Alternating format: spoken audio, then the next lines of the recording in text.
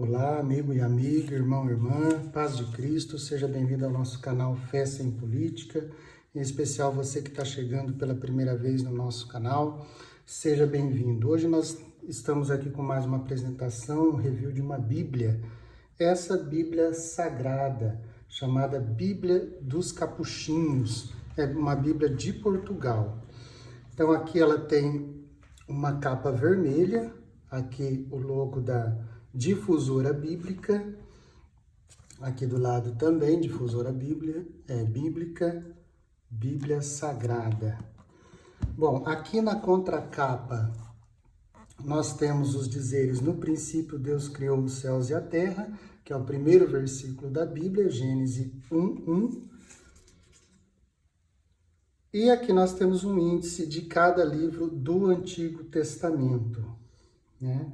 Aqui no começo vem o índice do Antigo Testamento e duas ilustrações de um artista americano chamado Steve, eu acho que é americano, né? Steve Spamer, acho que é isso mesmo. Um sobre a criação, né? Aqui. E outro sobre Davi, aqui o considerado profeta, né? O rei Davi. No final, além do índice do Novo Testamento, vamos ver aqui no final, ó, além do índice aqui do Novo Testamento, nós temos aqui também duas ilustrações do Pantocrator, né? Esse é chamado de Pantocrator. E aqui estão as imagens dos 4 evangelhos, né? O homem, a águia, o leão e o boi, né? Os evangelhos canônicos. E aqui tem uma imagem do Pantocrator. E aqui vem os dizeres: sim, virei brevemente. Amém. Vem, Senhor Jesus. O amém, tá vendo que é o amém com final N, porque é de português de Portugal. E aqui Apocalipse 22:20, né, que é o último versículo da Bíblia. Então aqui o primeiro e aqui o último. Então, já nas capas nós percebemos que elas englobam do início ao fim de tudo, do alfa e do ômega, da criação ao escatom, a nova criação, né? Em Cristo Jesus, nosso Senhor. Bom, existe uma versão online dessa Bíblia, tá, gente? Existe uma versão online. Eu vou colocar o link aí na descrição do vídeo embaixo, tá? Além dessa versão, a editora Difusora Bíblica participou junto com a Sociedade Bíblica de Portugal, que é uma sociedade bíblica protestante, da tradução da chamada Bíblia para Todos, a antiga Bíblia em português corrente, que é uma tradução ecumênica de católicos e protestantes. Eu tentei importar essa Bíblia, mas por enquanto tá difícil, tá? Essa tradução é mais literal, tá, gente? E traz um português correto, um português de Portugal, pela sua origem, né? E bem fluido, mas é um português bem fluido. Dá gosto de ler, tá? E usa o tu e não o vós para todos, tá bom? Usa o tu para Deus e para todos. Nos originais a gente sabe que não existe essa diferenciação, né? Entre tu, vós, só existe o tu, né? Então nós temos aqui, folheando aqui, já temos aqui Bíblia Sagrada, versão dos textos originais, Difusora Bíblica. Aqui nós temos os colaboradores, os coordenadores do projeto, né? As ilustrações, quem fez, né? Que edição que é. Essa daqui é chamada de Bíblia dos Capuchinhos, como eu disse, né? Porque foi coordenada, foi pela maioria dos coordenadores e tradutores, são os franciscanos da Ordem dos Frades Menores Capuchinhos, é uma ordem franciscana, tá, gente? Lá de Portugal, que tradicionalmente os missionários capuchinhos lá têm esse trabalho de tradução e de difusão da palavra de Deus. É publicada pela editora portuguesa Difusora Bíblica, como eu disse, conforme o acordo ortográfico de língua portuguesa, essa versão aqui do acordo de 2014, tá bom? Esta Bíblia teve início em 1960. Se você ler aqui a apresentação, eu sempre recomendo que as pessoas leiam as apresentações, as introduções gerais das Bíblias, né? Para saber todos esses detalhes, mas aqui eu vou resumir. Essa versão teve início em 1960 e essa aqui, que é a média, né, a versão média, é de 2013, né? E foi impressa em 2018. Ela chama-se média com notas reduzidas, tá bom, gente? Além dessa, tem uma versão de bolso e tem uma versão normal, que é maior. Ela traz muitas e variadas notas explicativas, embora fale que é reduzida, mas traz bastante notas, tá? Como eu vou mostrar. E notas muito boas, valiosas, né? De rodapé, as introduções são muito boas. Então, na página 6 aqui, vamos pegar aqui, ó. Os editores afirmam a novidade dessa Bíblia. Então, qual que é a maior novidade? Não sei se vai dar para vocês verem aí, ó. Mas aqui está falando, ó. A maior novidade está nessa versão dos textos originais e nas introduções, notas, lugares paralelos, índices, quadros cronológicos, suplementos e mapas. Então, ela foi bem revisada e aumentaram bastante de conteúdo. Tá bom, gente? Então, aqui tem um imprimatur, né? Lá do bispo português, presidente da Conferência Episcopal Portuguesa, né? Foi dado um imprimatur lá em 1998. Aqui tem uma introdução geral de toda a Bíblia, né? Fiel à tradição bíblico-teológica e ao magistério da igreja, tá bom, gente? Então, essa introdução é muito rica, muito boa. A Sagrada Escritura, a palavra de Deus aos homens, a transmissão da palavra de Deus, como acontece, a inspiração da Sagrada Escritura, a verdade da Sagrada Escritura, a interpretação da Sagrada Escritura. Então, a interpretação, a verdade e a inspiração são coisas diferentes, tá, gente? Aqui é bem no sentido tradicional da igreja, ó, os sentidos literários, o literal, o sentido pleno, o sentido típico, o sentido acomodatício, as regras teológicas de interpretação, os livros da Sagrada Escritura, a união dos dois testamentos, a Sagrada Escritura na igreja, muito bom. Inspirado também na Dei Verbum, que é o Verbo de Deus, a Constituição Dogmática do Concílio Vaticano II.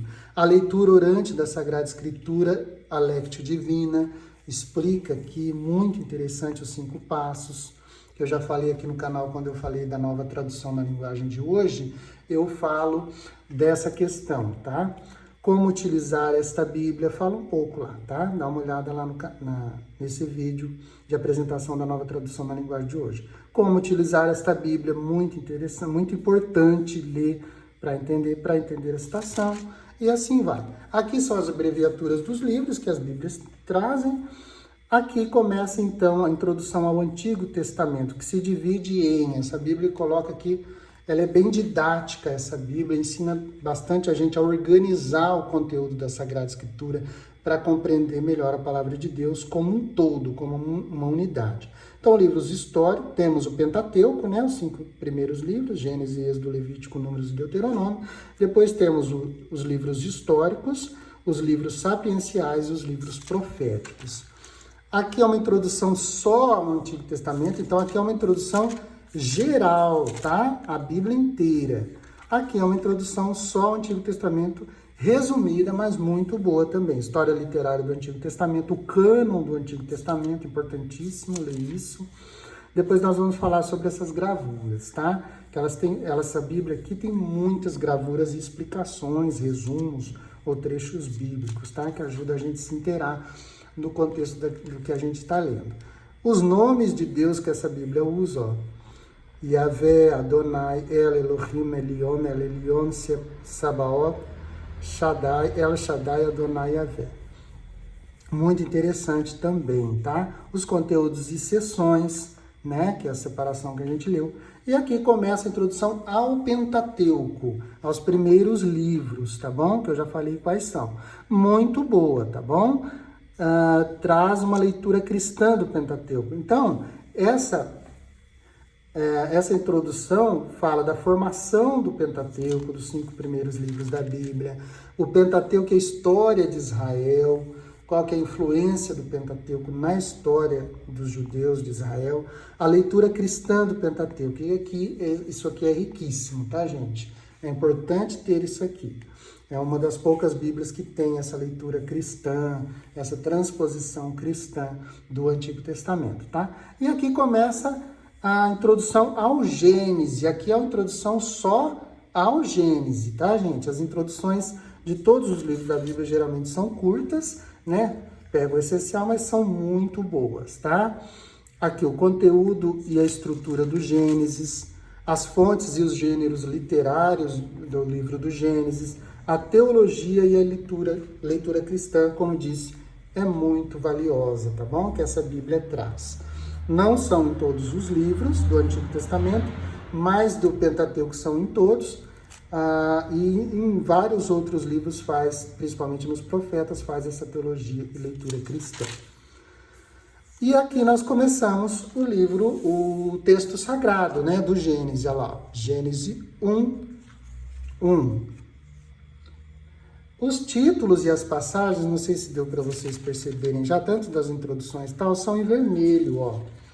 Vem em vermelho, dando destaque, separando bem as passagens, olha, tá vendo? Então aqui é uma passagem, aqui em vermelhinho, eu acho que ficou muito, muito bonito e muito bom para separar, para dar destaque. Bom, as notas, vamos falar já das notas de rodapé. Olha quanta nota de rodapé, nota explicativa, né? Essa Bíblia, embora fala que é notas reduzidas, ela possui muitas notas de rodapé. Então, tem 3 tipos de nota de rodapé, essa Bíblia aqui. Então, primeiro é uma nota das seções. Então, a história das origens é uma seção que engloba os capítulos 1 ao capítulo 11 do Gênesis. O que são seções? São passagens com algo em comum. Então, aqui do Gênesis 1 ao capítulo 11, são passagens que tratam geralmente do mesmo tema, tá bom? Aqui, no caso, é a origem, né? A história das origens gerais, né? Da humanidade, né? E a seção Gênesis de 12 a 50 é a história dos patriarcas. Se a gente for aqui, ó, Gênesis 12, a seção 2, história dos patriarcas. E dentro da história dos patriarcas, nós temos ainda os ciclos. Ciclo de Abraão, né? O ciclo de Isaac, o ciclo de Jacó e o ciclo de José. Tá bom? Então, isso demonstra uma organização melhor, ajuda a gente a compreender, ter uma compreensão mais unitária do livro que a gente está lendo, tá bom? Então, vamos lá nas notas. Então, tem essa nota global aqui, ó. A seção 1 a 11:32, que é a história das origens, tem essa introduçãozinha aqui. Depois, um outro tipo de nota é a nota relativa à perícope, né? Ou seja, a passagem, tá bom? No caso aqui, é o hino ao Deus Criador. O capítulo 1, do versículo 1 ao 2:4, ó, do 1 até o 2, versículo 4, ó, até aqui é uma perícope só, que fala do hino da criação do mundo. Tá bom? Tem 2 versões dentro dessa perícope aí. 2 versões da criação. Agora, um terceiro tipo de nota explicativa são notas de 1 ou mais versículos. Por exemplo, o versículo 1 tem uma nota aqui, o 2, o 3, o 5, o 6, o 9, o 11, tá vendo? E aqui, grupo de versículos, tá vendo? Mais de um versículo, do 14 ao 19. Então, tem esse terceiro tipo de nota. Então, as referências cruzadas. Aí, olhando aqui, a gente vai ver que não tem as referências cruzadas aqui. Então, onde elas vêm? Elas vêm nas notas explicativas, ó. Aqui tem bastante, ó. Tá vendo? Não sei se dá para enxergar, eu acredito que dê. Ó, tem as referências cruzadas vêm dentro das notas de rodapé. Tá bom? São destacadas, e não destacadas, né? Não vem aqui do lado igual a Jerusalém, a Tebe e outras Bíblias. Não vem aqui do lado, ó. Mas vem no meio das notas. Aqui, ó. Versículos com só notas de paralelas, ó. Aliás, versículos paralelos, ó. Tá bom? Vamos mais para frente aqui. Cada livro do Pentateuco vai ter, lógico, a sua introdução. Aqui, ó. Terminou Gênesis, nós temos aqui a introdução ao Êxodo, tá? No começo ou no final dos livros, deixa eu mostrar aqui melhor. Aqui está no final, ó, do Gênesis, e aqui está no começo do Êxodo, ó. Nós temos aqui, e às vezes também no meio dos livros, tá? nós temos aqui gravuras com textos, textos chaves do livro, né? Por exemplo, o acolhimento que Abraão deu àqueles 3 jovens, aqueles 3 homens misteriosos, né?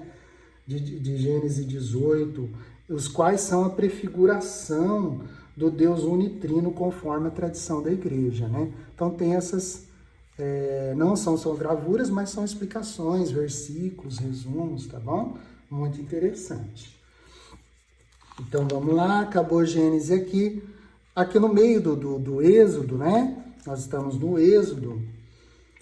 Nós temos um quadro explicativo, teológico, temático, geralmente apresentando uma figura e a prefiguração do Antigo Testamento e o cumprimento, a realização no Novo Testamento, tá bom?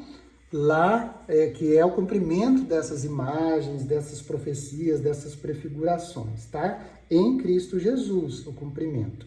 Então, são resumos de teologia, de estudos bíblicos ótimos, tá bom, gente? Muito bons. Aqui, o tema é o Êxodo e a ressurreição. Êxodo e ressurreição de Cristo, né? Lógico, os 2 eixos da Bíblia.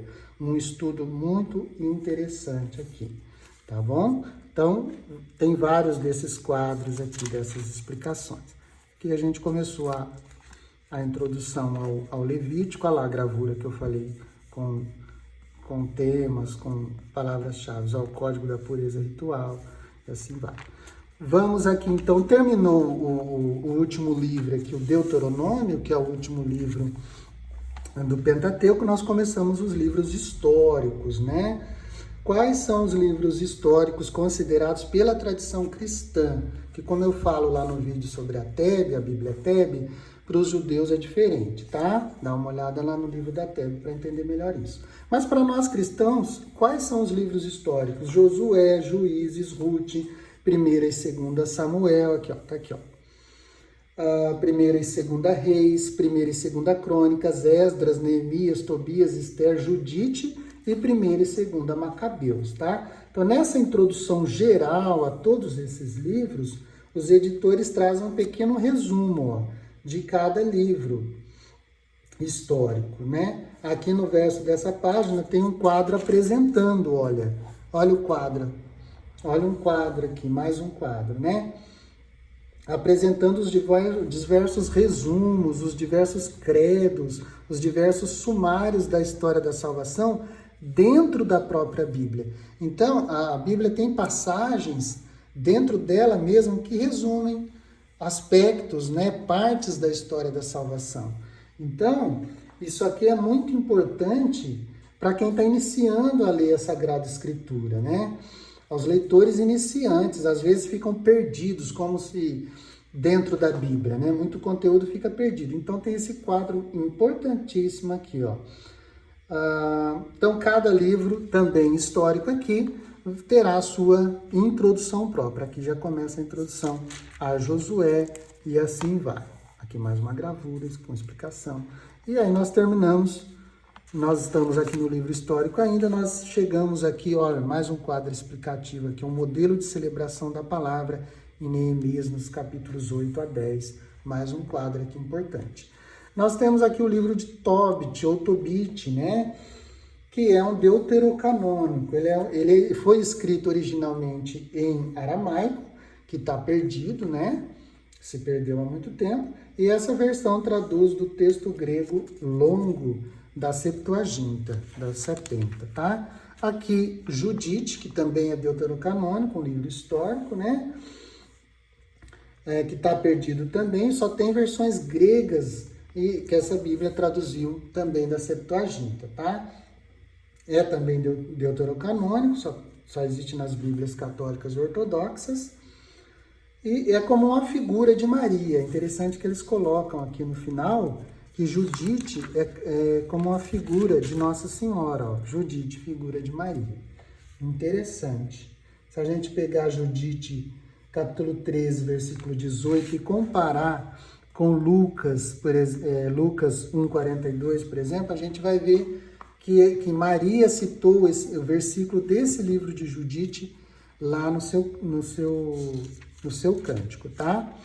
Então, terminou Judite, aqui nós temos Esther. Esther e Daniel têm uma característica assim, que as partes gregas, Esther aqui, ó, tem a introdução a Esther, e depois nós percebemos que o texto de Esther começa em itálico, essa letra mais deitadinha aqui, ó. E depois ela passa para a letra normal, tá vendo? Então, essa letra em itálico, deitada e não numerada, mas com o alfabeto, por exemplo, o capítulo A, né? Essas partes, né? Capítulo B, por exemplo, não é capítulo 1, 2. Os numerados, né? Número 1, 2, 3, são do texto hebraico. Em letra A, B, C, etc., nós temos aqui C, ó, é o texto, numerais, aliás, em letras alfabéticas e letras deitadas, itálicas, é traduzido do texto grego, tá bom? Depois terminou aqui, nós temos o primeiro livro dos Macabeus. Primeiro e segundo Macabeus também são deuterocanônicos, como a gente sabe, para nós católicos, né? Para os protestantes chamam de escritos secretos, né? Misteriosos, ou chamados, ou no grego, apócrifos, né? Que a gente pode falar disso em outro momento. Não consta da Bíblia hebraica, só o grego, só existe o texto grego, Macabeus, tá? Algumas igrejas ortodoxas trazem, além de 1 e 2 Macabeus, ainda o terceiro e quarto Macabeus. No vídeo sobre a Tebe a gente fala bastante disso, porque a Bíblia Tebe traz terceiro e quarto Macabeus admitido pelos ortodoxos, tá bom? Terminados segunda Macabeus, olha mais um quadro aqui. Nós temos aqui os livros sapienciais, né? Uma introdução geral aos livros sapienciais, ou da sabedoria de Israel, que são Jó, Salmos, Provérbios, Eclesiastes, ou Coelete, né? Cânticos dos Cânticos, Sabedoria e Eclesiástico, ou Ben-Sira, conforme essa Bíblia. Essa Bíblia chama de Ben-Sira, ou Ben-Sirac, né? Destes, Sabedoria e Ben-Sira são deuterocanônicos, tá bom? Aqui temos uma boa introdução geral à literatura sapiencial, que traz também no final aqui uma leitura cristã, interessante também, como eu já disse. Depois, cada livro sapiencial vai ter a sua introdução própria. Aqui nós chamamos só de Jó, né? J-I-O com acento agudo. Lá em Portugal eles chamam de Job, ó. Ele tem esse B aqui, Job, sem acento, tá? Então, depois de cada livro, vem a sua introdução própria, e apresentam também, como em toda essa Bíblia, gravuras com explicações, quadros, etc., normalmente, tá bom? Então, vamos lá, os Salmos. Salmos tem bastante gravuras, tá, gente? Ó, vem essa fitinha também, que eu não falei, ó, mas para separar o texto, para marcar o texto, onde a gente está lendo. E aí, terminados os livros sapienciais, a gente chega, deixa eu ver se não tem nenhuma colinha perdida aqui, a gente chega aos livros proféticos, tá? Após Ben-Sira, né? Terminou o Eclesiástico aqui, Ben-Sirac, nós chegamos. Ben quer dizer filho, né? Filho de Sirac. Ben-Sira, o filho de Sira. O filho é o avô do Sirac, que traduziu do hebraico para o grego o texto do Eclesiástico, tá bem? Tá bom? É toda uma história, tá, gente? A gente pode falar isso em outro momento. Nós temos aqui um quadro importantíssimo dos profetas a Cristo, né? Uma gravura com os profetas aqui, Amós, Jeremias, Isaías e Miqueias, tá? Esse quadro traz as principais profecias messiânicas que preveem as previsões dos profetas com relação a Cristo, tá bom? Muito interessante, muito importante. Olha aqui as passagens, olha. E os paralelos lá do Novo Testamento já, ó. Então, nós temos aqui a introdução aos livros proféticos, tá? Que, como os outros grupos de escritos, igualmente apresentam uma introdução geral curta, tá bom? Então, cada escrito profeta terá sua introdução própria, tá? Somente Isaías, ó, Isaías traz a introdução dele do livro todo, né? Aqui, uma introdução geral a Isaías, e depois Isaías traz mais 3 introduções dentro do texto de Isaías. Nós temos a introdução ao primeiro Isaías, a introdução ao segundo Isaías e a introdução ao terceiro Isaías, tá bom? Agora eu vou mostrar só de 1º Isaías por causa do tempo, tá, gente? Depois nós vamos lá, cada profeta vai ter sua introdução. Nós chegamos aqui a Daniel, que eu quero falar uma coisa. Assim como Esther, como eu falei, Daniel traz no meio, né? No meio do texto traduzido do hebraico, Daniel traz as partes em grego, tá bom? Aqui no caso de Daniel, é no capítulo 3, tá vendo? Vem em itálico, não vem separado em letra, tá bom, gente? Vem só no meio do capítulo 3, aqui nós temos o hino, o cântico de Zacarias e o cântico dos 3 jovens, tá bom? E nos capítulos 13 e 14 de Daniel, só existe nas Bíblias católicas e ortodoxas, também nós temos a história de Susana, né? E a história dos sacerdotes do deus Bel, né? Do deus pagão Bel. Como em várias outras introduções próprias aos profetas, Daniel, além de apresentar um resumo de teologia, traz junto uma leitura cristã, né? Vamos voltar aqui para eu mostrar. Uma leitura cristã do livro, ó, teologia e leitura cristã. Como já disse em outros livros, são bastante instrutivas, tá bom? Então, terminado aqui o último profeta, nós temos aqui, terminado Malaquias, nós temos aqui o Novo Testamento, né? Então, como essa Bíblia é bastante organizada, ela traz aqui a organização, os grupos de escritos, quais são? Evangelhos e Atos, Cartas de São Paulo, Carta aos Hebreus, Cartas Católicas e Apocalipse, tá, gente? Traz uma ótima introdução geral, olha, bem grande, ó, o Novo Testamento é história, ambiente político, religioso, histórico, econômico, social, né? Um resumo dos grupos judaicos de então, os diversos grupos, doutores da lei, saduceus, samaritanos, zelotas, herodianos, né? O que mais? Traz uma tábua cronológica, olha, das circunstâncias históricas, extra-bíblicas, né? O contexto fora da Bíblia em que foram escritos os livros do Novo Testamento, muito interessante esse quadro aqui. Algumas Bíblias trazem como suprimento lá no final, tá bom? Em seguida temos uma introdução geral aos 4 evangelhos e aos Atos, gente, que eu só vi nessa Bíblia aqui, uma ótima introdução, tá? Uma introdução de tirar o chapéu, tá, gente? Eu até escrevi isso aqui, é um termo que a gente usa aqui no Brasil, tirar o chapéu, quer dizer, digna de elogios, né? Aqui falam dos 4 evangelhos, desculpa, depois vai falar dos evangelhos sinóticos, porquê dos 4 evangelhos, os evangelhos apócrifos e a formação do cânon, olha que interessante, os Atos dos Apóstolos, tá vendo? Além das introduções que cada evangelho e os Atos vão ter, traz ainda essa introdução riquíssima aqui, ó. Aqui um quadro falando da primeira comunidade cristã, como era, interessante, né? E a de Mateus aqui, aí começa a introdução a São Mateus, tá bom? E Lucas, Marcos e João terão suas introduções, os Atos dos Apóstolos também terão suas introduções. Terminados os evangelhos, 4 evangelhos e Atos, nós chegamos às cartas de Paulo, que tem também uma introdução geral. Olha que interessante. Paulo é um escritor? Está perguntando. Quais são os gêneros literários e a estrutura das cartas de Paulo? Como era a estrutura das igrejas paulinas, né? Sobretudo paulinas. Como era a teologia de Paulo, né? Um resumo da teologia paulina interessante. Como conheceu Paulo Cristo e o cristianismo? Como ele teve esse contato, né? Ele mesmo fala disso, né? Aqui um quadro com as armas do cristão, Efésios 6, né? Então, muito importante. Bom, são 13 cartas, tá bom, gente? 7 escritas por Paulo, chamada de proto-paulinas, que são Romanos, Gálatas, 1 Tessalonicenses, 1 e 2 Coríntios, Filipenses e Filemão.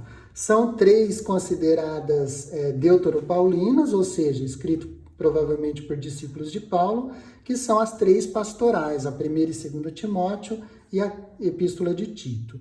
E mais 3 atribuídas pela tradição a Paulo, que são Efésios, Colossenses e 2 Tessalonicenses. Então, cada carta epístola tem sua introdução própria. Aqui nós começamos com Romanos, tá?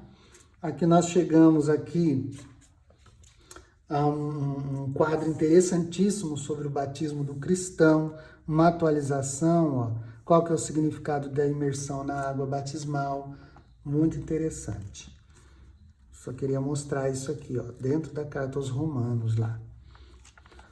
Bom, terminadas as cartas, ainda nas cartas paulinas, nós temos a 1ª e 2ª Tessalonicenses, gente, diferente das outras cartas de Paulo, tem uma introdução conjunta, tá bom? O mesmo vai acontecer com as 3 epístolas pastorais, 1ª e 2ª Timóteo e Tito, tá? Somente esses 2 casos. Aqui nós chegamos à carta aos Hebreus. Hebreu é um discurso, né? Não é uma carta estritamente falando, mas é uma espécie de sermão. Embora a Igreja Oriental sempre atribuiu a Paulo a carta aos Hebreus, a Igreja Ocidental Latina negou a autoria paulina até o século IV. Olha que interessante, né? Isso é a história da Igreja. E ainda hoje existe essa incerteza, né, sobre quem de fato escreveu essa carta riquíssima, né, que entrou para o cano da Igreja Católica, da Igreja, né, essa carta aos Hebreus, riquíssima. Então, essas dúvidas, essas incertezas, de forma alguma afetam a inspiração divina, né, e a canonicidade de Hebreus, ou seja, é um livro inspirado, um livro canônico, tá bom, gente? Depois, terminado Hebreus, nós chegamos aqui às cartas católicas, universais ou gerais, como seja, né? Mas tradicionalmente são chamadas de cartas católicas, tá bom? Que são Tiago e 1ª e 2ª Pedro, 1º, 2º e 3ª João e a carta de São Judas, tá? Seguem o mesmo esquema das epístolas de Paulo, ou seja, uma introdução geral, né? Aqui, ó, todas as cartas católicas, né? E depois uma introdução particular, tá bom? Cada carta católica vai ter a sua introdução particular, exceto também aqui, como as cartas paulinas, que teve exceções, exceto as 3 cartas de João, que são introduzidas conjuntamente, tá bom? Terminada aqui a carta de Judas, a última carta católica, nós chegamos ao Apocalipse, né? O último livro da Bíblia, atribuído pela tradição ao apóstolo João, sem, contudo, haver também provas definitivas a esse respeito, né? A tradição é muito respeitada, lógico, mas não há uma prova definitiva a esse respeito, se foi mesmo o apóstolo lá, um dos 12 que escreveu o Apocalipse, ou não. Essa dúvida também vem desde o começo da igreja, tá bom, gente? Uns admitiam, outros não, mas isso também não afeta a inspiração e a canonicidade do Apocalipse, tá bom, gente? De forma alguma. Percebemos que o Apocalipse tem bastante notas explicativas, né? Então, olha, Apocalipse é bastante comentado por causa da sua peculiaridade, né? Um livro bastante difícil de entender, né? Um livro bastante simbólico, figurativo, né? E no meio do Apocalipse tem esses quadros, ó. Por exemplo, as 7 cartas, as 7 igrejas, né? Tem quadro explicando, elucidando, ó. Muito interessante. Ajuda a gente a compreender esse escrito tão enigmático e tão difícil, tá? No meio do Apocalipse a gente vai ver vários, ó. Aqui, tá? Ajuda pra caramba a gente entender melhor as 7 visões, ó. E assim vai, tá? E aí nós chegamos aqui no final do Apocalipse com essa mensagem, né? O cordeiro que foi imolado é digno de receber o poder e a riqueza, a sabedoria e a força, a honra, a glória e o louvor. Apocalipse 5:12. Então, nós chegamos aos suplementos, né? Que são importantíssimos também no estudo da Sagrada Escritura, tá? Aqui ele separa o índice de notas do índice bíblico pastoral. A Jerusalém, por exemplo, a Tebe e outras Bíblias trazem junto, né? O índice pastoral e o índice bíblico. O índice de notas e o índice bíblico. Aqui nós temos o índice de notas, né? As principais notas de temas, por exemplo, nós pegamos aqui apóstolos. Aparece aonde? No Antigo Testamento e no Novo. Aqui só tem as citações. Agora, o índice bíblico pastoral, ele é maior, tá bom, gente? Ele tem uma explicação, uma pequena explicação, né? Ele é semelhante ao que a gente vê na Bíblia Vozes e na Bíblia do Peregrino, tá? É bem completo esse índice bíblico pastoral, tá? E é ótimo para estudo das notas, das palavras-chave, tá bom, gente? Importantíssimo isso aqui, ó. Tem temas bastante... Anjos, por exemplo, ó. Onde aparece, o que significa e tal. E é terminado o índice bíblico pastoral, que é de A a Z, né? Tem bastante coisa.